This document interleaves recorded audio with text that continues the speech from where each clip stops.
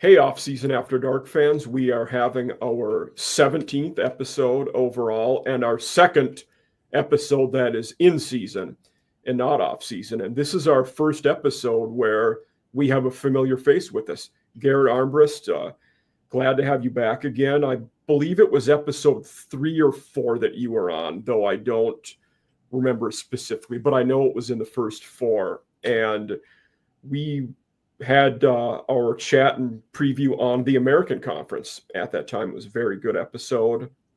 So today we're going to expand on that a little for those of you out there who weren't sure, and we're going to talk about all the G5 today. So, and through 2 weeks, there's a lot going on there. Obviously, we've had some big G5 wins, as well as a lot of paycheck games where there are a lot of teams who are taking losses that we don't know a lot about them yet. So, Garrett, glad to have you back.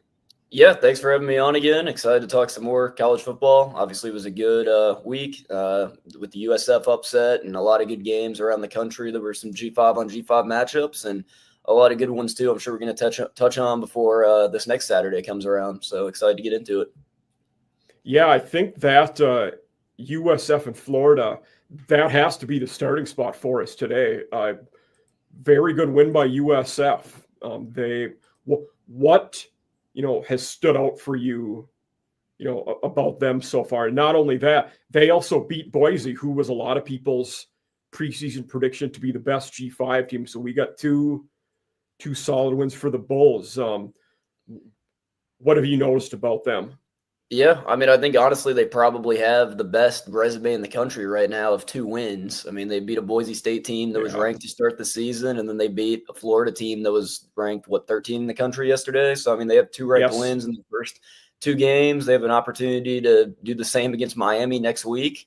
But I think what stood out to me is just what they've done in the trenches at the line of scrimmage. I mean, they kind of bullied the Boise State offensive line in the Boise game 2 Thursdays ago, and it was kind of a blowout, once you got to the end of the third quarter. And then yesterday, I mean, only giving up 16 points. Again, they were able to control the line of scrimmage. And a lot of times when you see these G5 teams that play the SEC schools, that's kind of where the game's lost. But it seems like they're big enough and strong enough up front where they can compete with anybody.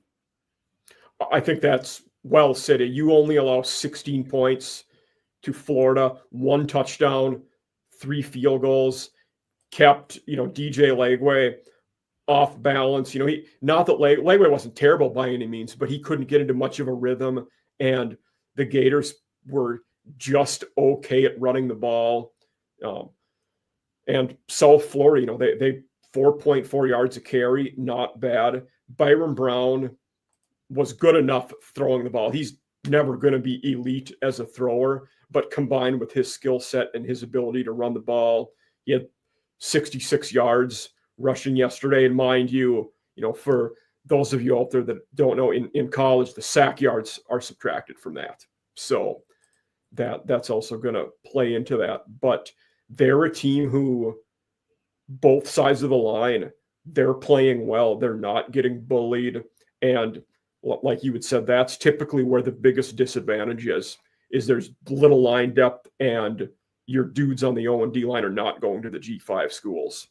Right. And I remember when they beat Boise last week, I mean, I was kind of expecting them to probably lose the next 2 games, go 1-2, and then get into American Conference play and run the table and see if 10-2 would get you in the playoff. Now, 2-0, they're in a completely different situation. Even if they lose again against Miami if they lose for the first time against Miami next week and they get out of there healthy, you go into AAC play, is far and away the best team in the G5 right now. Obviously, JMU took a loss the other night to Louisville. Boise State's already lost. A lot of these teams that have had, opportunities to win, even Ohio, who we're going to talk about in a little bit. They have a win, obviously, yesterday over West Virginia, but a loss to Rutgers a couple weeks ago. So USF clearly sitting number 1 as a G5, college football playoff team right now. Definitely. UNLV is another team that, might be in that mix too. Not that UCLA is great, man. It means they're one of the worst power teams, but that was another good one too. And now I think what you had brought up with, they beat Boise, then we probably figured they would lose the next 2. But by beating Florida, you almost can build in a buffer there where, say you finish 10-2 or 11-2, and because it's going to be after the conference title game when they Right.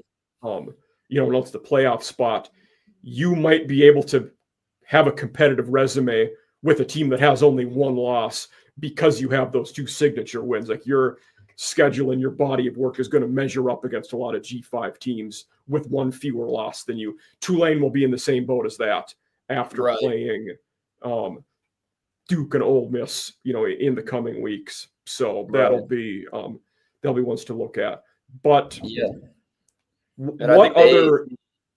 I was just gonna say, I think the AAC also is probably definitely the deepest conference in the G5. I mean, from top to bottom. I don't think there's any other conference that's anywhere close to it. I mean, I think maybe at the top you could say the Sun Belt and the Mountain West could compete a little bit, but I think depth-wise, when you get down to the 6th, 7th best team in the AAC, that's going to be much better than the 6th or 7th best team in any other conference. Agree. And I think part of that, echoing back to the conversation we had in July, we have a lot of well-coached teams in this conference. And there are a lot of coaches who are doing a good job. Even, let's take UTSA. They're 0-2 right now. They'll be competitive once conference play starts, I believe. 100%. They took the loss to Texas A&M, and then they lost yesterday to Texas State in a barn burner, who we expect to be competitive in the Sun Belt. Like, UTSA is a team that's going to be competitive come conference play, even though they haven't been so far. Yeah, I mean, same thing with Army, lose to an FCS opponent in Tarleton State week 1, and then go on the road and beat Kansas State last night. So, I mean, there's just, like you said, I mean, Tulane, Army, Navy, UTSA, USF, Memphis. I mean, the conference is just really deep. Yeah, I think, especially considering that South Florida and Tulane don't play each other in the regular season this year, there's a good chance that conference title game could be for the G5 spot in the playoffs. Right. No, I agree. I think it's looking like it really could be. 100%. So let's start with the American, since we've been talking about it so much, and we'll kind of make our way around, the conferences. But the American yesterday, we had Navy move to 2-0. They got a pretty solid win over UAB, who, UAB did get a win in week 1 against Alabama State, though it was not very convincing. And, we thought Navy would be good coming in. Horvath looks like a good QB. North Texas had a fantastic comeback against Western Michigan to win 33-30 in OT. Man, that was a fun one to catch the end of when I was, tailgating for some other games. ECU had a dominating win against Campbell, FCS team. Same with FAU, beat an FCS team. But what are some of the other, games, teams in the American who have stood out to you so far? Yeah, I think that North Texas win was pretty good. I think that was a good. I think Western Michigan's going to be a solid team in the MAC this season. Drew Mestamaker so far has been very good. I mean, this was a guy that made his first QB start in the bowl game last year since he was a freshman in high school. Wins the job this year over Reese, and they got it rolling. I think if North Texas has really any type of pulse on defense, under an Eric Morris offense, they're going to put up points. So I think North Texas is another team in the American that's, you don't want to play them. I mean, you can get in a shootout with them, and it might be first team to score 40 wins. So I think I think they're a fun team to watch. Like you said, Navy took care of UAB there. I feel like that UAB might be in trouble once conference play starts. I don't know if they're going to be very good. It doesn't look like they can stop anybody. Yeah, that's what I was going to say. I think the Trent Dilfer experiment might be coming to a close here pretty soon. I was surprised he came back this year. Like you said, they won by, a small margin week 1 to Alabama State. They gave up, I think, 30-plus points in that game. And then, yesterday 42, again. They won 52-42. 52-42. So, yeah, that's even worse. And then I think Temple's been kind of a surprise team. They played really good. Evan Simon, 6 touchdowns last weekend against UMass. And then this week they run Howard out of the stadium. Obviously, that's an FCS opponent. But for Temple to start 2-0 in the Casey Keeler era, I think that's a pretty good start for that program up there in Philadelphia. Temple was my team that I'm curious to look at them in the coming weeks because they boat raced UMass, new to the MAC this year. Then Howard, we expected it from. But then also with Temple, they have Oklahoma next week, Georgia Tech the week after. And those are 2 games where we might not learn much about them because they're probably going to get rolled in both of those 2. We're going to be a third of the way in the season and maybe not know a lot about Temple until conference play starts. And conference play for them starts with UTSA and Navy, 2 teams that I think will be pretty good. So right. It's going to be an interesting start, first half for Temple. Right. And then, just kind of looking around too, Tulane, a small victory over South Alabama. That game was more, they were better than a 2-point win. It was kind of a backdoor late score from South Alabama there. That was more of a 2-score win there. But Tulsa, South Alabama got 17 in the fourth quarter out of their 31 points. So, you're right. So, Tulane, though, when you got a team like that, you got to kind of step on their throat and make sure the game ends. You can't keep someone around like that. I thought Tulsa took a pretty bad loss this weekend. They lost to New Mexico State. I think New Mexico State's one of the worst teams in the FBS. Tulsa had a pretty exciting game last week. They looked really good in week 1. They looked like under Trey Lamb, they were doing everything correct. And then you go out and only score 14 points on New Mexico State. That's pretty uninspiring, especially in a game when you're favored by 3.5 points. And you allow 10 points in the fourth quarter to an offense that I think is going to be pretty anemic this year. So just not able to finish it out. Exactly. Another team I'll be curious to look at once this conference starts is ECU. They took NC State to the wire last week, lost by a score, dominated Campbell yesterday. They have an interesting non-con G5 matchup at Coastal Carolina next week.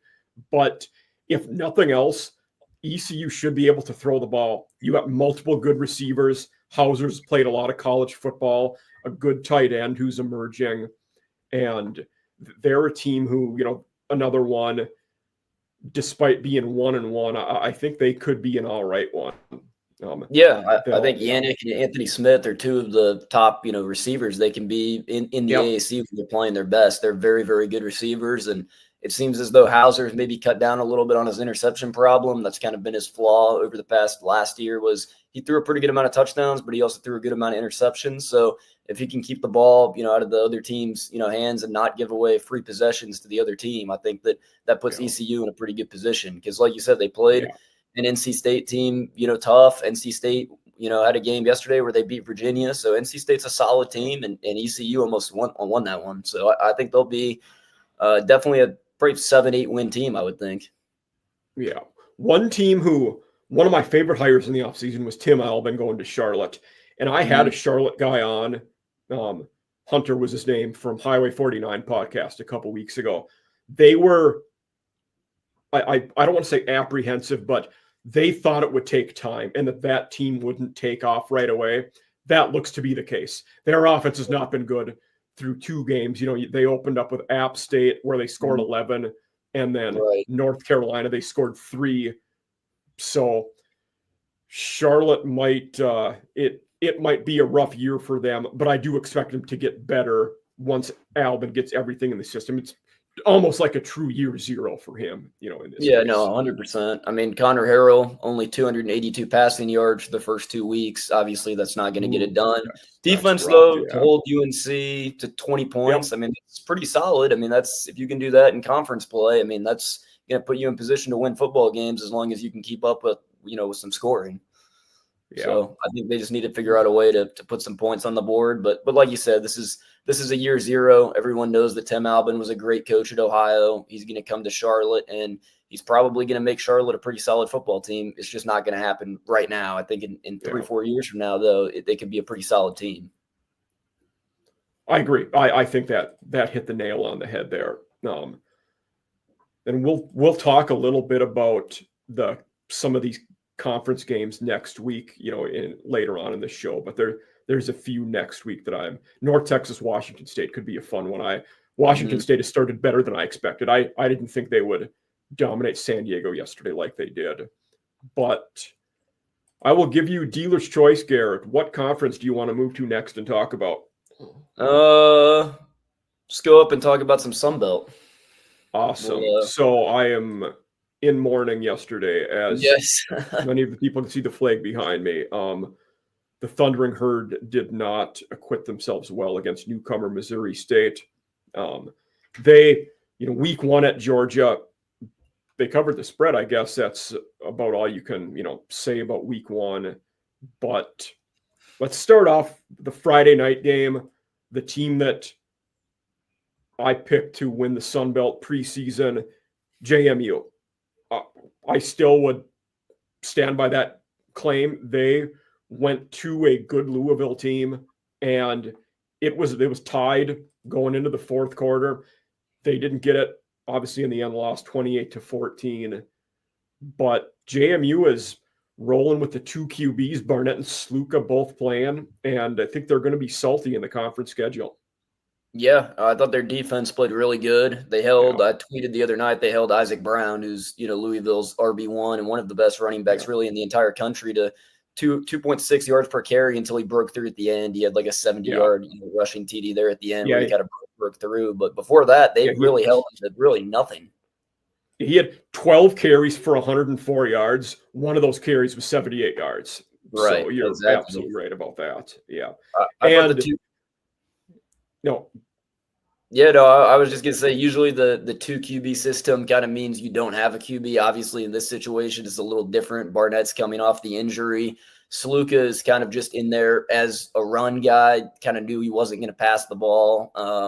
But if their offense is going to be better, I think if they're going to continue that 2 QB, set that they're running, I think Sluka is going to have to get a little bit better in the passing game, because when Alonzo Barnett is healthy, he's one of the best, quarterbacks in the entire G5. But when he's only, able to allow, when they're only allowed him to do 50% of the stuff, it's a little bit more difficult to get into a rhythm and whatnot. So I think once he's back to 100% health, it'll be his team, though. And Sluka was by far their leading rusher in that he had 83 yards. The second guy had only 31. But I think as we go along, we'll see, George Petway was a good running back last year. I think he'll get more of a share as the season goes on. And for them, that probably coincides with Barnett getting healthier. And then unless Sluka's throwing better, like you said, his playing time might diminish there. So we'll see what happens there. But another fun one, JMU Liberty next week could be a fun game. Yeah, that could be. I think James Madison will probably definitely beat them after what Liberty looked like yesterday. But it's always fun. I thought they would look better against Jacksonville State than they did. Yeah, exactly. But nevertheless, it'll be a fun in-state game. Yeah. Troy took Clemson further than I thought they would. They were up at halftime. Second half, Clemson took the paddle to them. But that game was 16-3, Troy at halftime, and then they ended up losing 27-16.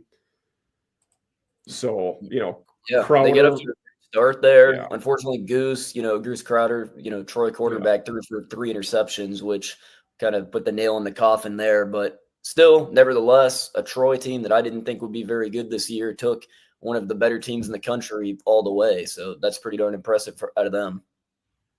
Yeah, and Troy running back Tay Meadows through 2 games has 262 yards rushing. Very impressive tally there. That is very good. He's been solid through 2. UL Monroe is, I think they're going to steadily get better.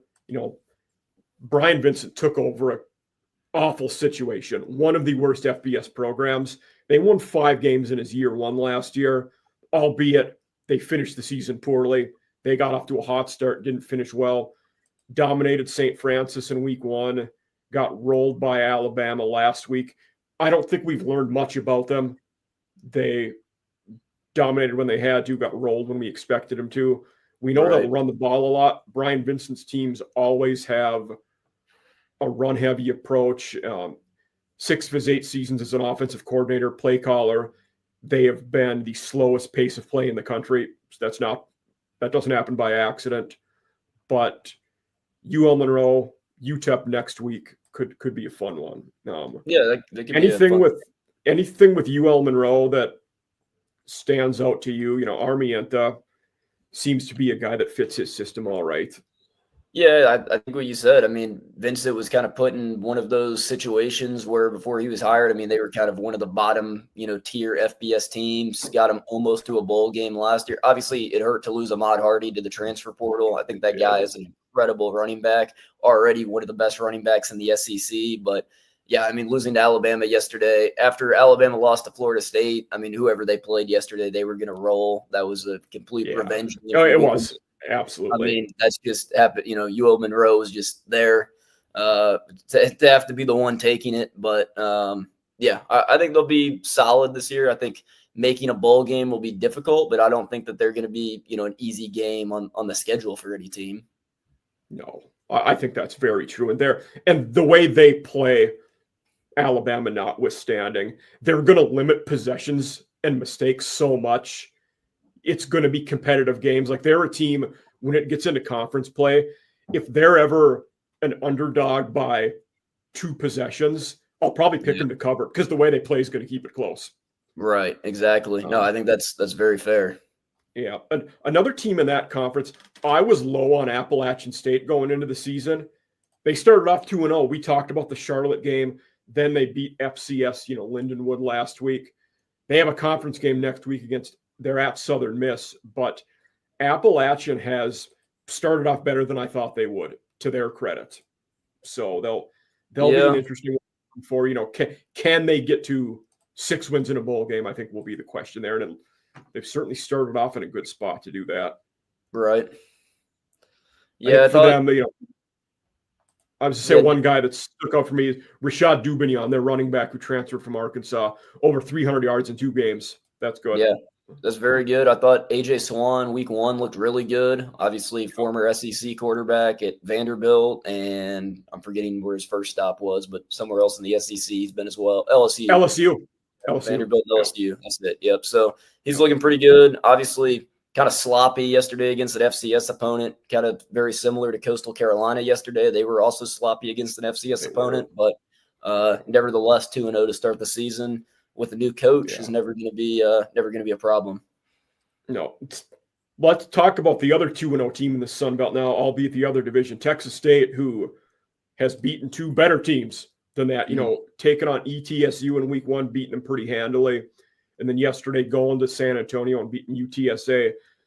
This Texas State team, it's looking like them and JMU might be the top dogs in that conference. Yeah, I think so. I think they're going to be.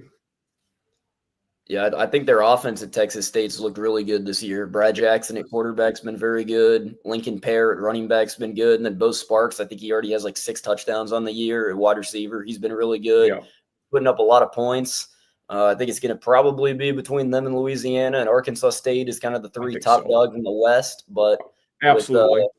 With the Louisiana quarterback injury, I don't know if Louisiana's ceiling is as high as it could have been before now. But losing Walker Howard was a big one. Yeah. Right. Yeah. And Arkansas State got rolled yesterday by Arkansas. Oddly enough, the first time those 2 teams have ever played. But Arkansas State's another one of those. I don't know how much we've learned about them. Throttled an FCS team, got throttled by Arkansas. And then next week, they play Iowa State. I don't know how much we learned about them next week either. So they have Kennesaw the week after that for their last non-conference game. I was very surprised to see that Iowa State is going to Arkansas State. You wouldn't think that would. That's kind of an interesting one for sure. I believe there's a couple of schools doing that though this year. I think BYU's going to East Carolina. I know obviously West Virginia was at Ohio this week, so it does happen a little bit, but definitely not something you see very often. There are a few this year where but that Arkansas State, 8-win team last year, I think come conference time, they'll be pretty competitive. Southern Miss got the first win of the Charles Huff era after losing to Mississippi State. I don't know how good they'll be, but they will certainly be much improved from the 1-11 that they were last year. Yep, they've already hit last year's win total 2 games into the season. So, yeah. I want to get this out of the way. We'll talk about my Thundering Herd. Took the loss to newcomer Missouri State yesterday, 21-20. It was a battle.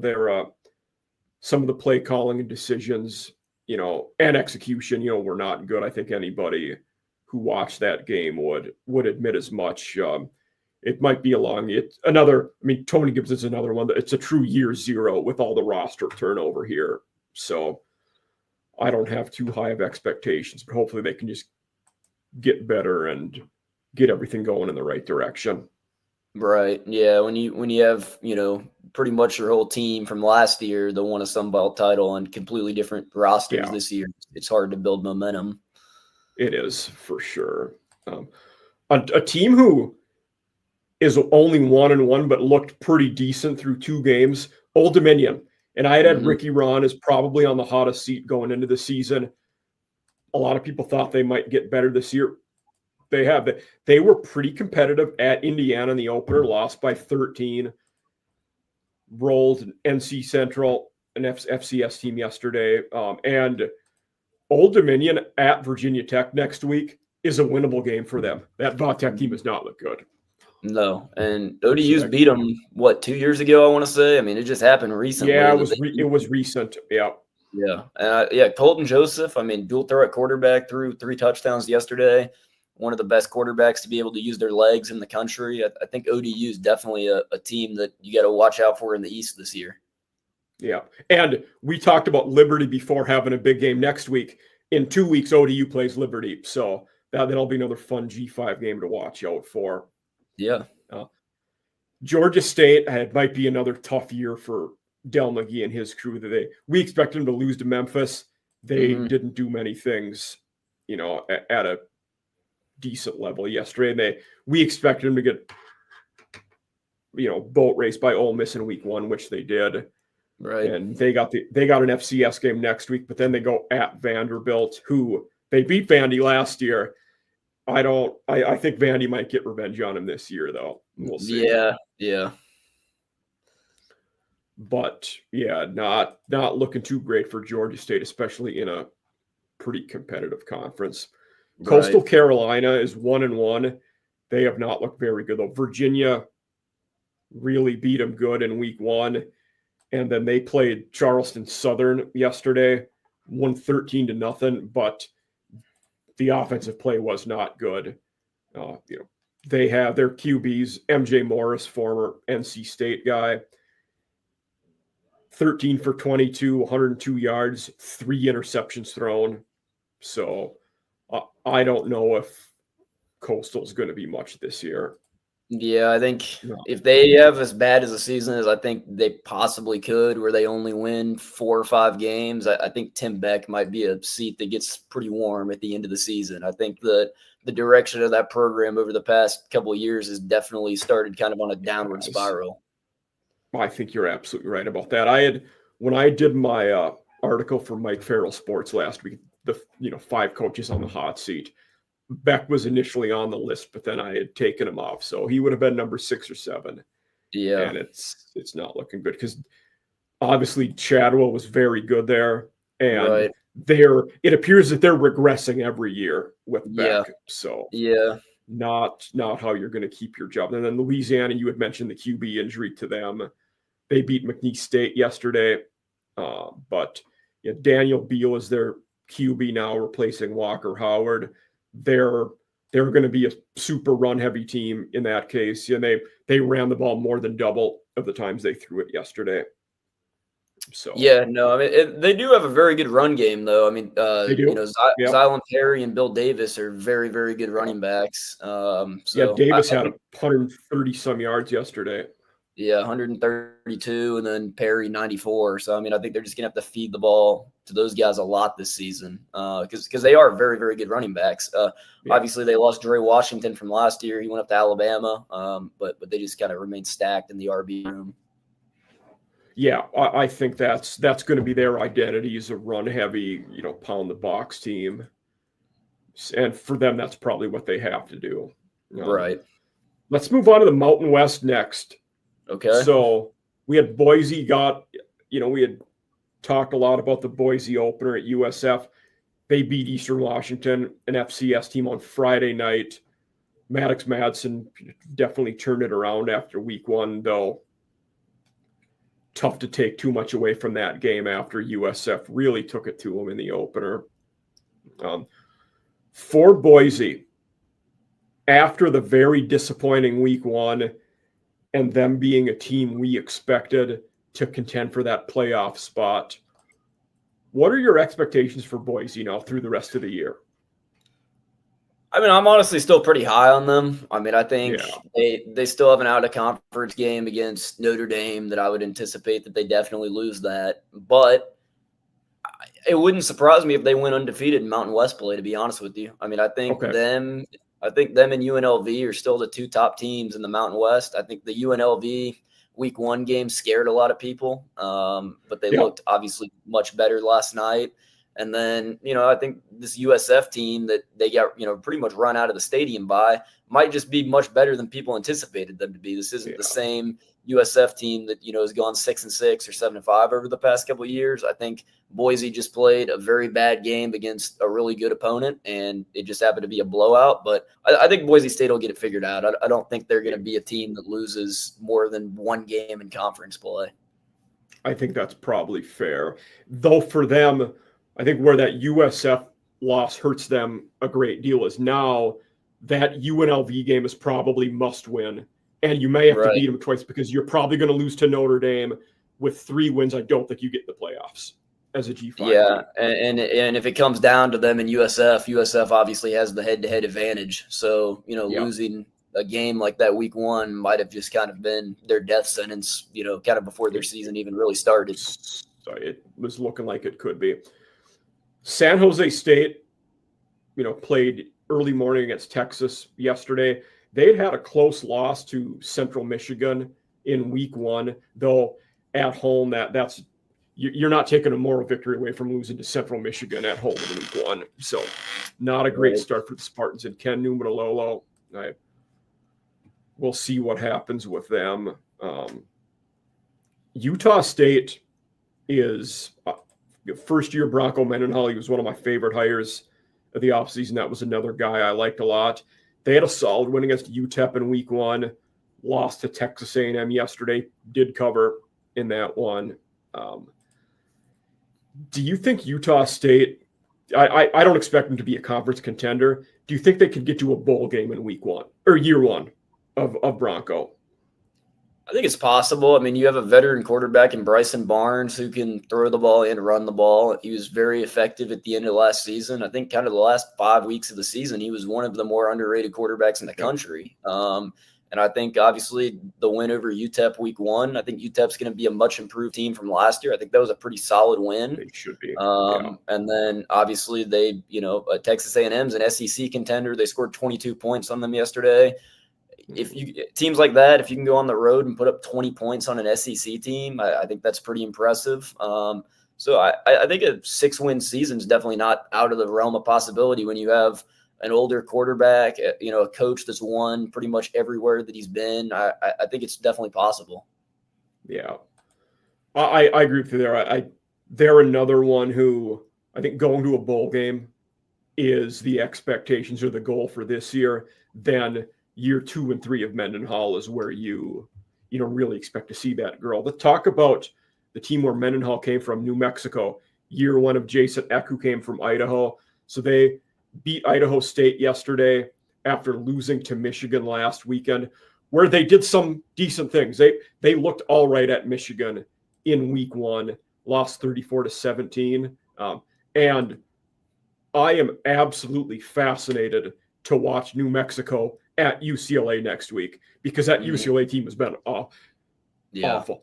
Nico did some all right. Everybody's kind of shitting on Nico, maybe rightly so, for how the offseason went.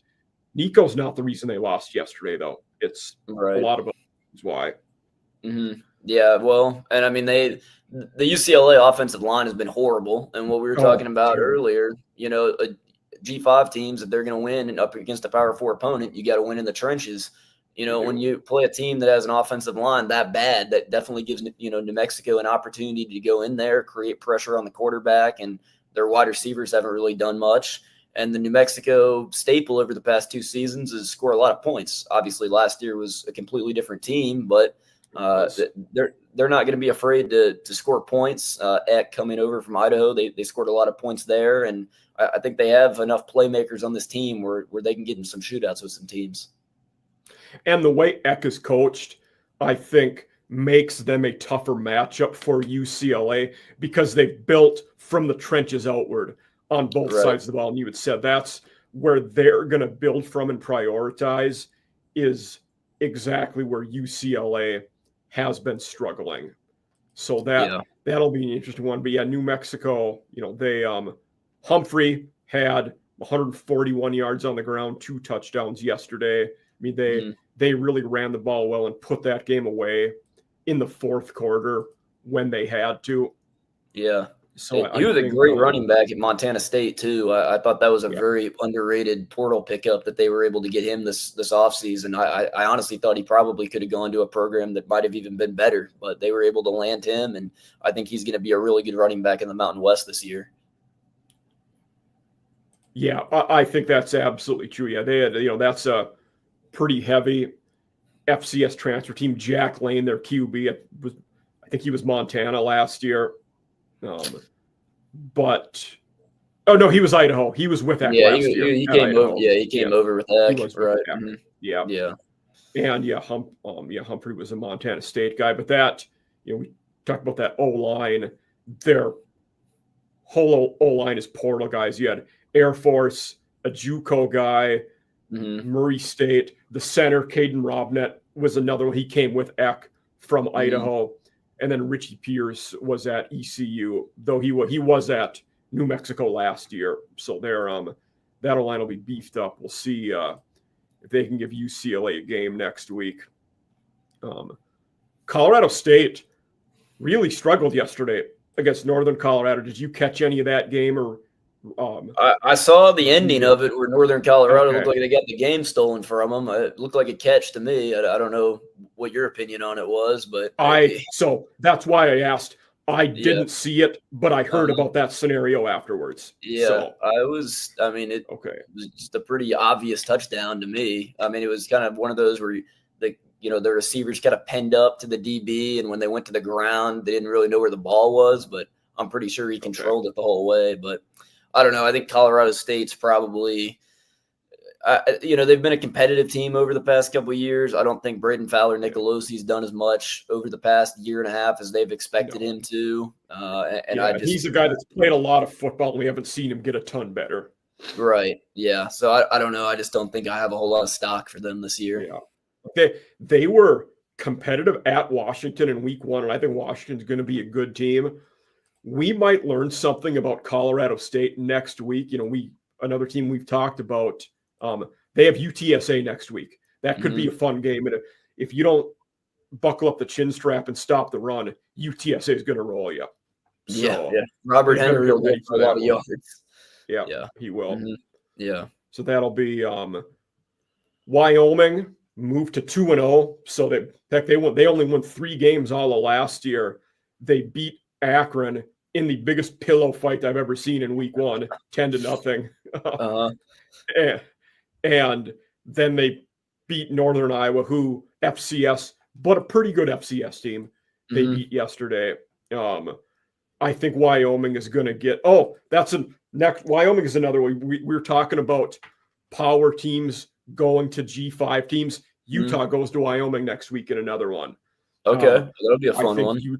Utah probably rolls them. They've been a solid team through 2 weeks, but good for Jay Norvell for at least start the season well after last year.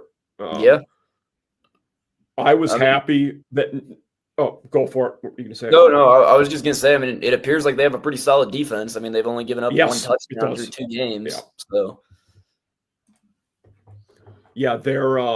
they've been very tough to run the ball on, and they're forcing turnovers. So if you're doing that consistently, you're at least going to make it so as long as your offense isn't terrible, you're going to be in games. Right. So they'll, in fact, their former head coach, Craig Bull, his son Aaron is the D coordinator there now for Jay Norvell. Okay. So one I was happy about, was nice to see Nevada get a win yesterday. I was a big Jeff Choate fan. Like that hire 2 years ago. They, last week Penn State rolled them. Yesterday, they eked out a win against FCS Sacramento State, who had a lot of offseason buzz with Brennan Marion going there. But for Nevada, you're 1-1 now. Hopefully you can get a win next week.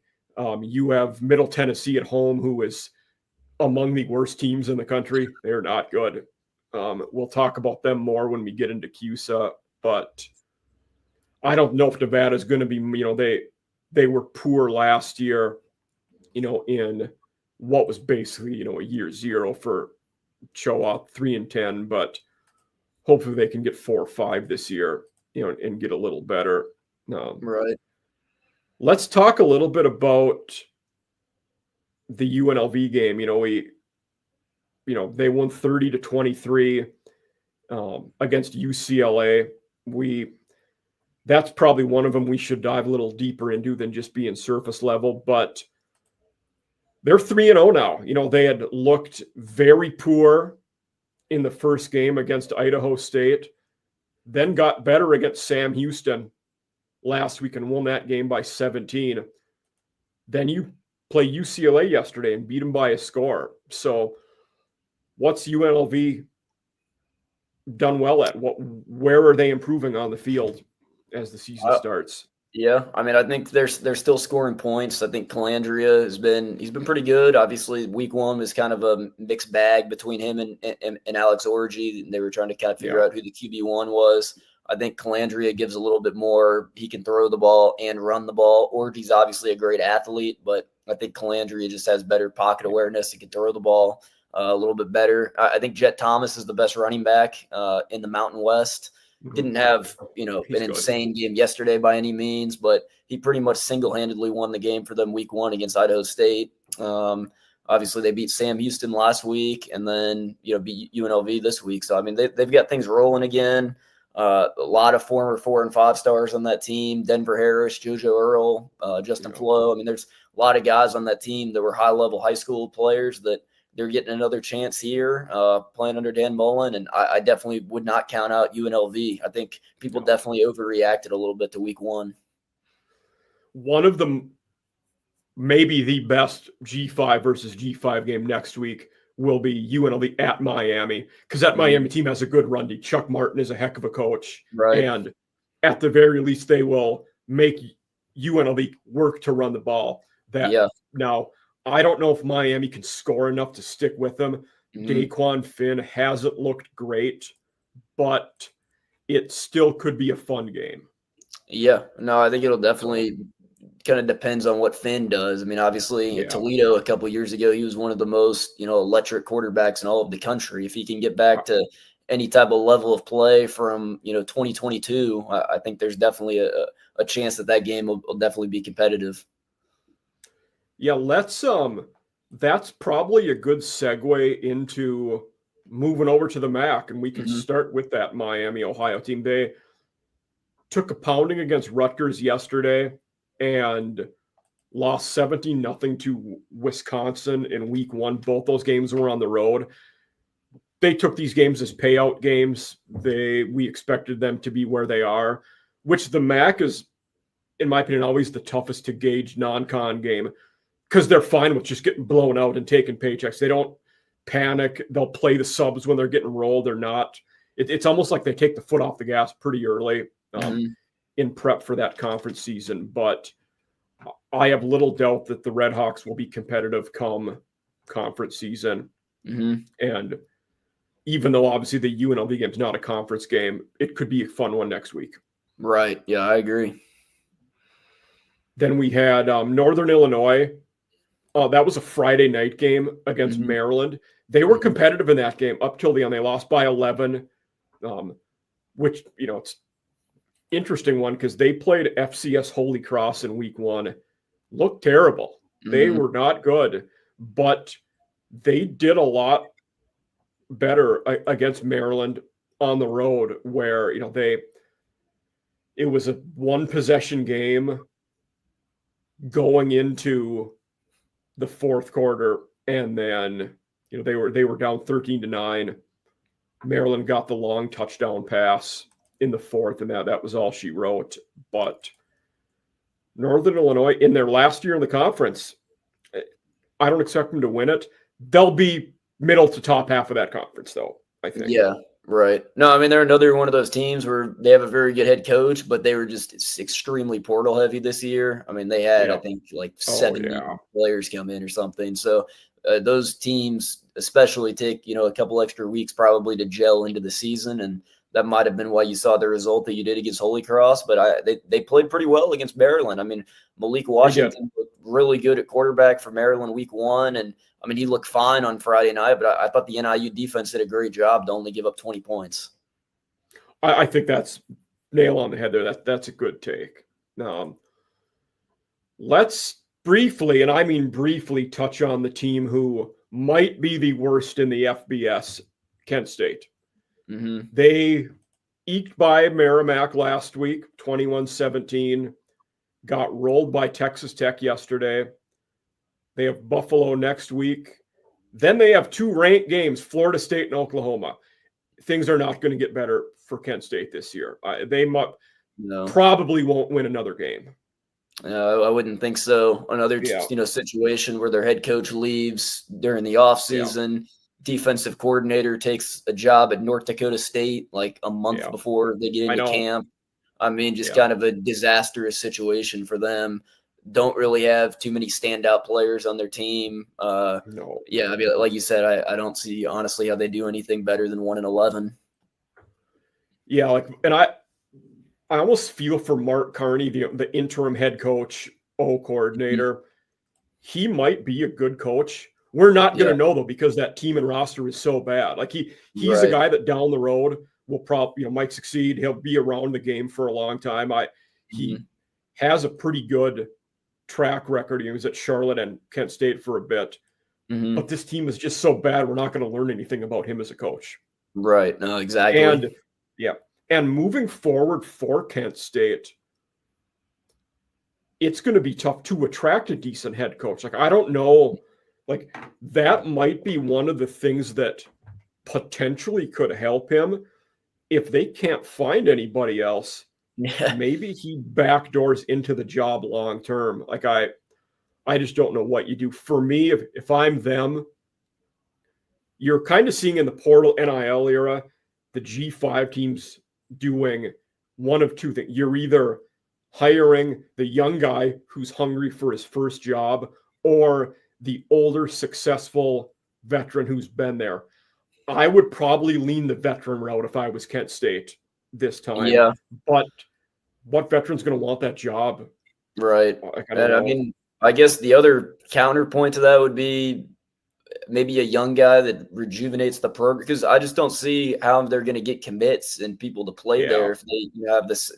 I feel like you just need some type of juice there's no juice in the program at all right now. There's no juice like Scotty Walden, Trey Lamb, John Summerall, young Zach Lee type guy Eric Moore, like the dudes that are going to come in, and that's a good take where maybe more than anything you need buzz because you have zero of it at this point. Yeah, exactly. I mean, even just someone that can just start like a high octane offense and see what happens. I mean, it's obviously probably not going to go well the first couple of years, but they're not going to score points. I mean, it's ugly. I mean, they're by far like you said, high octane, or you do like an option type theme, like because you're going to be so talent deficient, you're going to have to win by being different. So you got to do something that teams only prepare for when they play you. That's probably the only path. Yeah, that's how Central Michigan beat San Jose State last Friday, and they just ran it completely. I mean, we knew that that's what they were going to run this year, but I mean, it's just completely different than any other team you're going to play outside of the academy. Rice got a win doing it. That's what they're doing with that weird Scott Abel offense too. So I said we would be brief on Kent State. We were not, but that is okay. Central Michigan, you talked about, they got the win in week 1. They lost to Pittsburgh yesterday in a game that really after halftime wasn't too competitive, though. In the first half, they did some all right things. They held Desmond Reed relatively in check, which would be somewhat of a solid for them.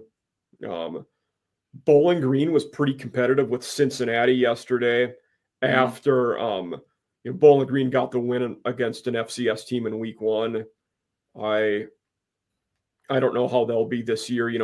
We have year 1 of Eddie George, so at least they have buzz and juice going around that program.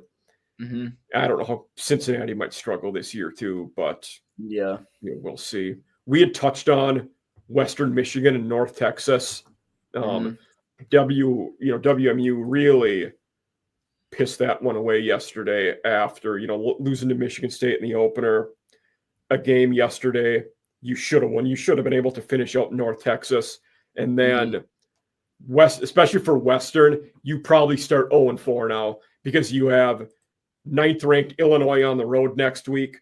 Then you have Toledo the week after, who's probably the best team in that conference. So, right. I don't see a scenario where Western doesn't start 0-4, and that's too bad for them because I was not a Lance Taylor guy like in the beginning and was not thrilled about that hire. They did some good things last year. They were better last year than they were before. He had them doing some good things, but we'll see if that can continue this year. Pete Lembo at Buffalo, they pretty competitive with Minnesota in week 1. That was a game that went down to the end. Then they rolled St. Francis yesterday.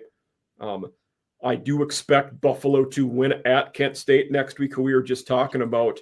Then they have Troy the week after, who that game might be over in an hour and 10 minutes with how much Buffalo and Troy are both going to run the ball in that game, because you're going to have L.J. Henderson and Crowder each getting 35 carries and just do. So should be a fun game, though. Buffalo, I mean, the Buffalo linebacker is probably the best in the MAC. I don't know. It's going to be a low-scoring game probably. I mean, I'm pretty high on Buffalo. I think they'll play Toledo in the conference championship. But I honestly think Buffalo's good enough to win the MAC if they can beat Toledo.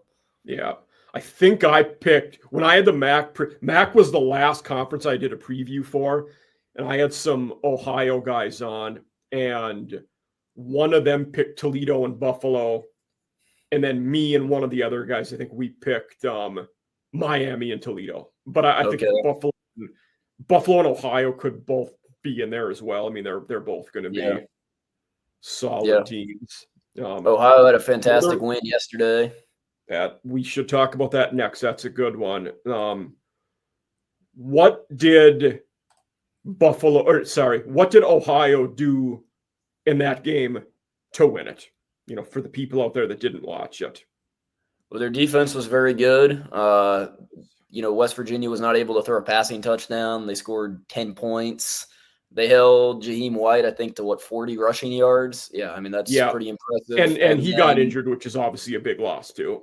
Yeah, and then obviously just Parker Navarro. I mean, the guy's extremely good. Yeah, I mean, he's really good. They won. He threw 3 interceptions and they still won the game. I mean, that shows you how good of a game they played. He threw for 240 and ran for 87.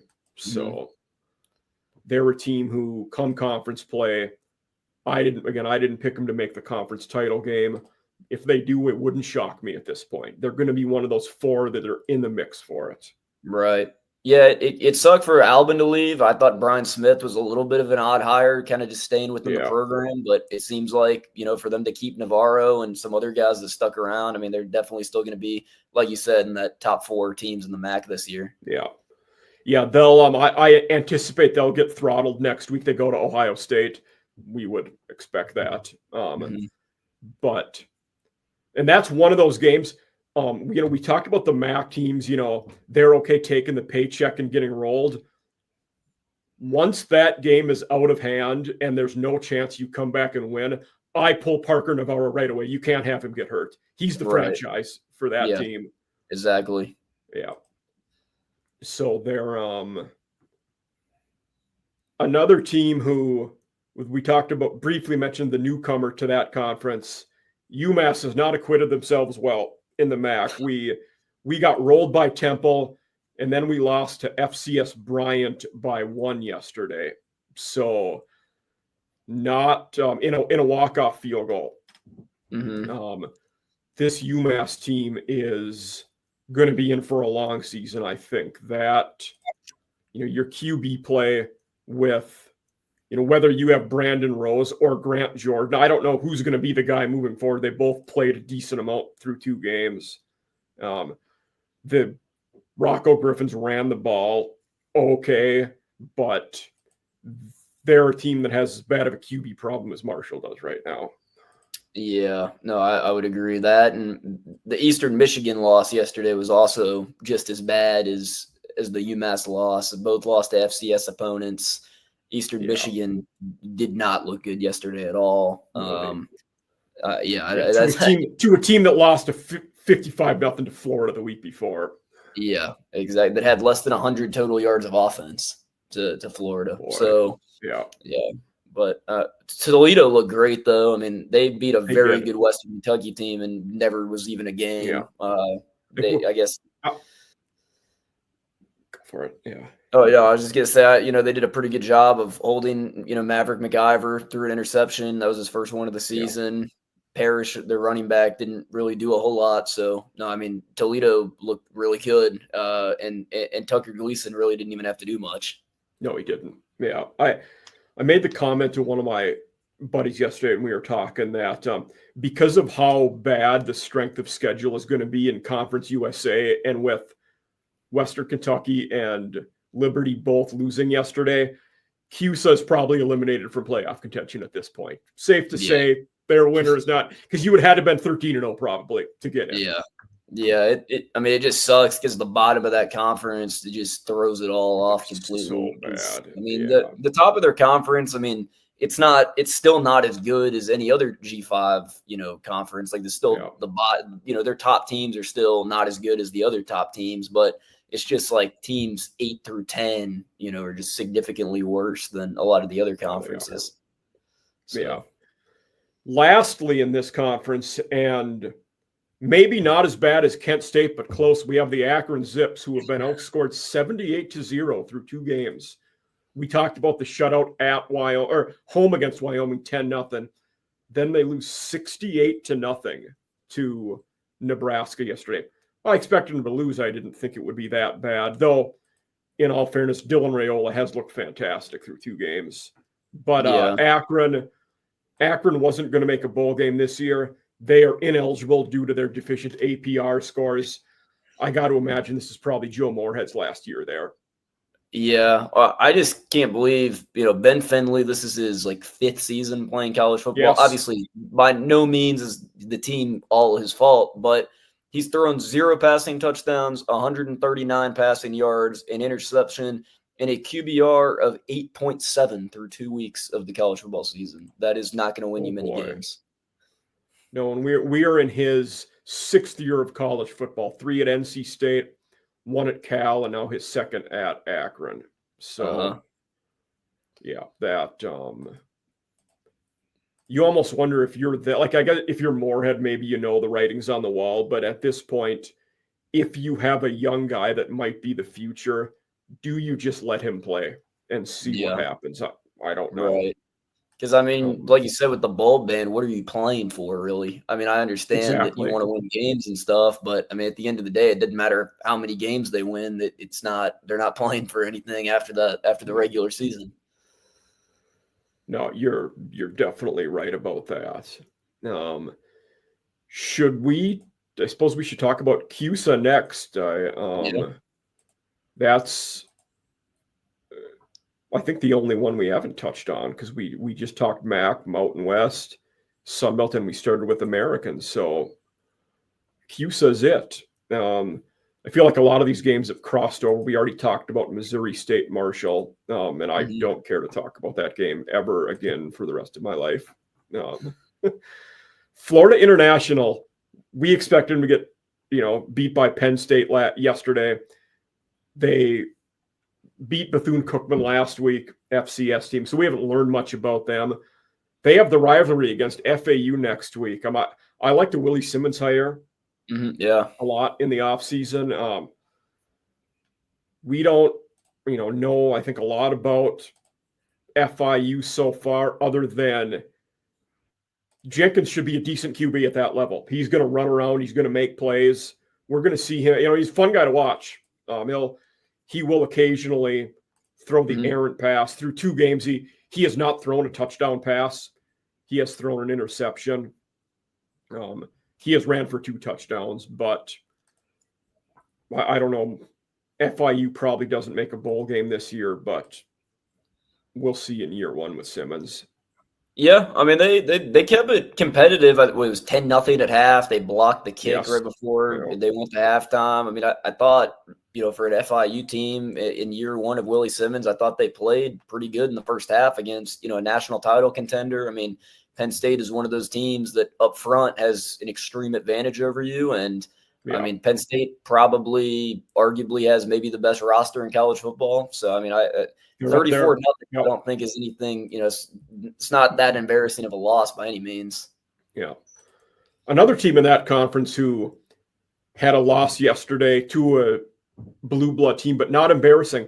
Louisiana Tech looked all right yesterday against LSU. We had seen them beat Southeastern Louisiana in week 1. Then they lost 23-7 yesterday at LSU. Now, you could say, for LSU, they were, that was the ultimate, after beating Clemson, they were going to take their foot off the gas. To some extent, they probably did. But La Tech is doing some good things. And one of my hot takes that I, went back to, I think La Tech is a 7 or 8 win team this year. Year 4 of Cumbie, his guys in the system, I think it's where we really see them take that jump forward. They had, benched Bullock, and we saw Trey Kukuk. I don't know if I'm saying his last name right, but he was, been at QB now, and Clay Thevenin has done all right at running back. We're seeing him. He's played more as of late, but getting over 6 yards a carry. I think La Tech is going to be an all right team once conference play starts over there. Yeah, I mean, their defense last year was extremely good outside of, 1 or 2 games. And then their defense so far has obviously been really good. That was what kept them in the game last night, only giving up 23 points to LSU. So it's definitely a big year for Sonny Crombie, because he's another one of those coaches where if things go south this year, I think his seat could be getting pretty warm as well. But I think there's also a chance that they could win 7-8 games and the program kind of elevates to a different status than it has been the past couple seasons. Yeah, he's one of those guys where I expect him to be pretty good. If they're not, he probably gets fired. I think that's absolutely right. Team with the first-year head coach, Kennesaw State, we saw they took Wake Forest to the wire in week 1, lost 10-9. Yesterday, they go to Indiana, lose 56-9. I suppose if you're them, the angle is we played good in week 1 against Wake, and we got to get back to that way. We'll see how Kennesaw is moving forward. I don't know how they'll become conference play, but in year 1 of Jerry Mack, hopefully they can get the system in place and get better.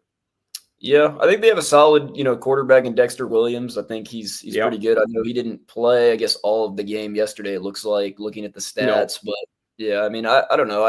I thought, like you said, it was a good hire. Obviously, Mac hadn't coached in a while. It had been, 7-8 years since he had a head coaching job before he was hired this year. But I think he's a guy that people want to play for. They just have to recruit Atlanta heavily, get underrated guys in the Atlanta area and build a program that way. But yeah, I mean, obviously they just need to improve from what they did last year. Just keep building, from there, because, last year is their inaugural FBS season. So. And actually, you had mentioned Williams didn't play the whole game. Their QB that came in was Tommy Ulatowski, a former Kent State guy, a team we were talking about just a couple minutes ago. Yeah, that's true. Yeah. But yeah, I think that's the path forward for Kennesaw State. It's try to compete for, the guys that don't go to Georgia, don't go to Tech, basically aren't going to SEC or ACC. You got to start beating Georgia Southern, Georgia State for some of those guys in state. Exactly. Jacksonville State, beating the teams in that area for the best of the rest, basically. Right. Delaware took a loss to Colorado yesterday. They had beaten, Delaware State in week 1, lost to Colorado yesterday. We saw some things that had Delaware middle of the road to bottom middle. I don't know how. I didn't see any of the Colorado game yesterday, but I don't know how Delaware will be in year 1. That transition to FBS is never going to be easy for anybody. Right. Yeah, I saw the hype kind of this summer from some people saying they were going to be a Conference USA dark horse, and I just don't think it's possible in year 1. No. I think it's possible that they win a handful of conference games and go win 3 games in conference play, but they're not going to be anywhere close to a top 4 or 5 team in the conference. No. Talk about a big conference game yesterday. For that conference, Jacksonville State Liberty was a big game in that conference. Those, Jacksonville State won the conference last year, then, lost Rich Rod to WVU. They ran the ball well against Liberty yesterday. In that one, Cook had 195 yards, 2 scores. Liberty also ran the ball well against him. That game did end up 34-24. But in a big game for that conference landscape, Jacksonville State won, and they're a team, based on, like you said, the bottom half of that conference. Jacksonville State could win 8 games this year just because they're going to have a better roster than most of the teams they play. Yeah, well, they were another team. Obviously, a lot of roster turnover as Rich Rod goes up to West Virginia. But, they're obviously off to a much better start, I think, than most people would have expected. I think most people would have had them penciled in 0-2 to start the season. They beat Liberty, who I think pretty much everyone was predicting, Liberty and Western Kentucky to possibly be the top 2 teams in the conference. Everybody, Jacksonville State, saying, hey, wait a minute, we're still here. We won it last year. And, honestly, they probably should have beat UCF last week. They could be 2-0 right now. 17-10, Yeah. So I think they'll definitely be a lot better than people expected them to be. Yeah. And let's talk about Middle Tennessee next, who lost by 20 to Austin Peay, an FCS team in week 1. They go to Wisconsin yesterday, lost 42-10. That game was actually closer early on. It was a 14-10 game at halftime. But Middle just couldn't get anything going in the second half, and on defense, they were bad. Even though we're only in year 2 of Derek Mason, I don't know if he sees year 3 if things keep going this way. They do not look like they have much of a pulse anywhere on the field. Yeah, it's unfortunate because he was solid at Vanderbilt. Obviously a tough place to win at, and he had some solid seasons there. And comes to MTSU, and obviously did not go very well last year. They went, I think, 3-9 last season. And, that's exactly it. It looks like that might be a pretty similar record to what they're going to be going for this year. Losing your week 1 game to an FCS opponent just puts you majorly behind the 8 ball, because that's supposed to be a free win that you get, and going into the next game 0-2 opposed to 1-1 is completely different. So I'm gonna have to see a little bit more out of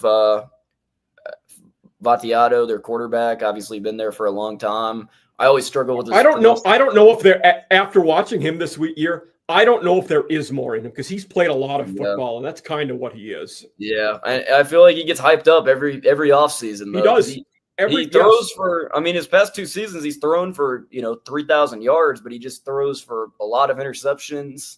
And then, they lost Amari Kelly, who went to Michigan State. I just don't think they have the skill position players really this season. I had a Jacksonville State crew on for one of our preseason CUSA games of State of the Gamecocks, is their podcast. They were fantastic, but they hyped him up. And then last week, after their opening loss to Austin Peay, I got a DM on Twitter. Sorry about the Vattiato hype. That tells you where we're at with them. No, it does. It happens every year. He has the potential. He just, I don't know. It's just one of those things where I think the stats are a little misleading. Yeah. So Western Kentucky took a bad loss yesterday. Not that we're not shocked they lost to Toledo. We expected them to be, for a team who consistently is a conference contender, we expected WKU to make that a game. They really didn't. Toledo was hands down the better team. Right, 100%. Still pretty high on Western Kentucky. I think McIver's a really you got to be quarterback, but I think that was just Toledo's, one of the best teams in the G5, and Western Kentucky, yes, they're probably the best team in Conference USA, but that was just a Toledo team that was out for blood after losing a game to Kentucky last week that they felt like they could have won. Agree. Yeah. New Mexico State beat Tulsa. How New Mexico State is 2-0, I have no idea. They beat Bryant, and then they beat Tulsa yesterday. You had talked about a letdown game for Tulsa. Mm-hmm. But in fact, I said this before, if I was ranking all 134 FBS coaches, I might have had Tony Sanchez as dead last in the preseason. They're 2-0. I'll give them credit for that. Better than I thought they would start. Logan Fifes looked pretty solid at quarterback. Yep. I mean, they let him throw it around yesterday. I mean, he threw 44 passes, completed 27 of them, thrown for 4 touchdowns this year. He was the leading rusher on their team last game, only 28 rushing yards, but looks like it's going to be kind of a pass-heavy offense, but we'll see what they can do once they get into conference play. Again, I think I cement the same stuff as you. They're probably not going to be very competitive. Yeah. I think that was more of a horrible loss for Tulsa than it was a good win for New Mexico State. But like you said, 2-0, you got to give him credit. When we were talking about Lane before New Mexico, that's who I got him confused with the transfers. Fife was the one that was at Montana. Yeah. Yep. He was.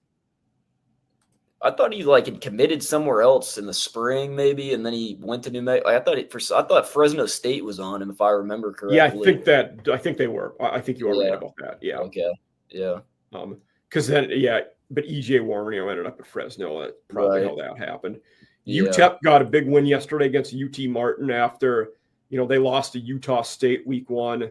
Then they looked good yesterday. Now, UTEP does go to Texas next week. We expect that will be one-sided and for a paycheck. But I think Scotty Walden is getting things moving in the right track.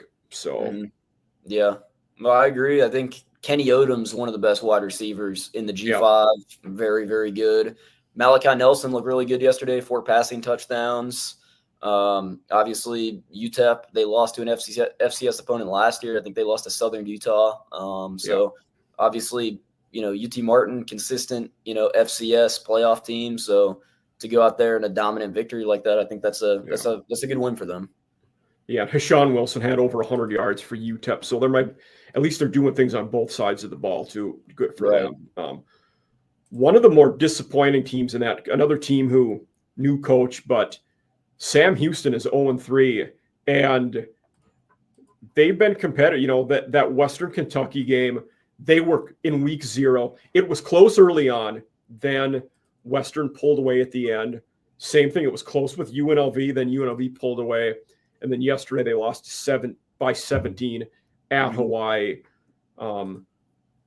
I thought the Phil Longo hire was okay. Most of the Sam Houston fans hated it.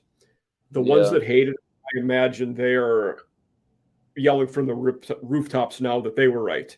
Yeah. I don't know if they were, but they're certainly saying they were now. They 0-3. All 3 games were competitive, all against teams that will be okay. 2 of them were pretty good, in fact. So, Hunter Watson got benched yesterday. They brought in the kid from Wisconsin that transferred down, but only 90. Matoyer followed Phil on. Yeah. Right. Yeah. Only 91 passing yards, though. Interception. It's just not the offense just isn't there right now, I don't think.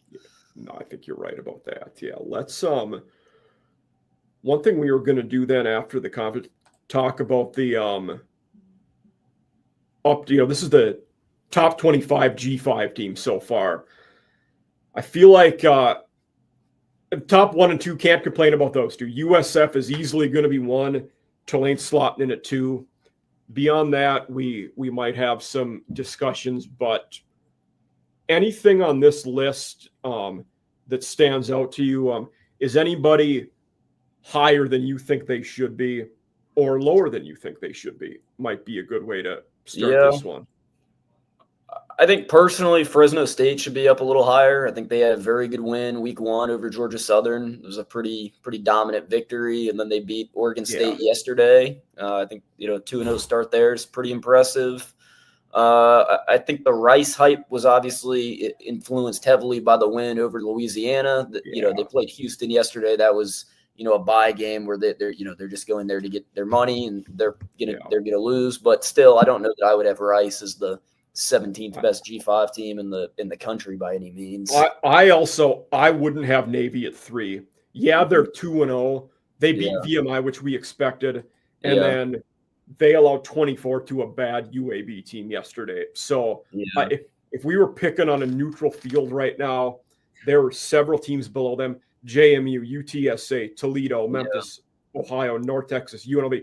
I'd pick all those teams to beat Navy right now. Yeah, so I think JMU definitely needs to be 3 on here. Yeah, I agree with that. Yeah. That team, you took the competitive loss to Louisville, on which was a Friday game. Mm-hmm. But getting the week 1 win, against Weber, I think they're going to be pretty solid. And Appalachian State, we talked about, they're 2-0. Even though it's been, the 2 teams they beat haven't been great, you could maybe make the case that they should be higher than 20 just for the sake of being 2-0. Right. Yeah, I think that's definitely true. I don't know. It's tough. I don't know. Yeah, I think they have a high upside though with the offense that they have. Obviously, losing Aguilar last year sucks, but then they bring in AJ Swan, who I said earlier, like I said, is looking pretty good. So I don't know. App State's one of those teams where it's like they're pretty much good every year. Obviously, last year they weren't very good. They fired Sean Clark, but I mean, it is what it is. They're going to get back on track. They're too big of a national brand to continue, to be a 6-6 team. Like, they're going to get it back rolling again. And then I don't know. I think Liberty probably at 7. I think that's a bit high. They beat Maine. I would agree. 28-7, and then lost to Jacksonville State yesterday. I don't think they're a top 15 team in the group of 5 right now, if I'm being honest. I think that's very accurate. Yeah, and I don't know Colorado State after the tight win they had against Northern Colorado. I don't know if I would have Colorado State where they are. But, I think I would also go for it. No, you. I was just saying. I think Buffalo is another team that probably should be up a little bit higher. I think they should be up. Toledo and Ohio are right there at 9-10. Miami at 18. I just find it a little strange to have Buffalo down there closer to Central Michigan than the other MAC schools listed. Yeah, I think the one I was going to caveat was Miami, Ohio. They're, for being 0-2, it's probably fair where they're at now. You could maybe even make the case they're lower. By the end of the year, though, I think they're a top 10, top 15 team just because they're going to be good when MAC play starts. Yeah, I definitely agree with that. It's tough to do these, early in the season because, some of the teams have played, top 10 teams in the country and some of the teams haven't. So, once you get into conference play, I guess you'll kind of know more about some of these teams because, like you said, a lot of these teams, they've played just 2 really good opponents at the Power 4 level. And you're just unfortunately not going to get a really good grasp on how good they are until they get into conference play. Let's jump the gun and make very early predictions after 2. So going through conference title games. Let's start with the Sun Belt because they have the 2 divisions. Who would you, East-West, who would you pick for the Sun Belt? I feel like this is a conference we're going to say the same 2 teams. Yeah. Who would you pick to go to the conference? Yeah. I think Texas State and JMU is really the only correct answer. Agreed. Yeah. I'm with you there. MAC, we both talked about a little bit. I think for MAC, I'm still going to stick by Toledo, Miami, Ohio. I think you might differ on the other one. Who would you say in MAC? I think I'll go Toledo and Buffalo. Okay, I like it. Mountain West, probably another one we'll agree on, but who would you is it Boise, UNLV? Is that it? Yeah. I mean, maybe Fresno can make a case if they keep playing pretty solid, but I mean, Fresno and UNLV are the 2. I mean, until someone beats them in the Mountain West, they're going to be my top 2 teams. there was a lot of hype Agreed. this offseason for San Jose State, but after that week 1 loss to Central Michigan, I just don't think – I think the San Jose State hype was more just their schedule was very easy. They avoid Boise State, UNLV, Colorado State, but I don't know. I just don't know that it's that good of a team. For me, if there would be a third one to sneak in, there probably would be Colorado State, partly schedule driven, but I think it has to be Boise and UNLV. Right. Let's see. So we have. Oh, what are the two? American. Yeah. Who would you go AAC? I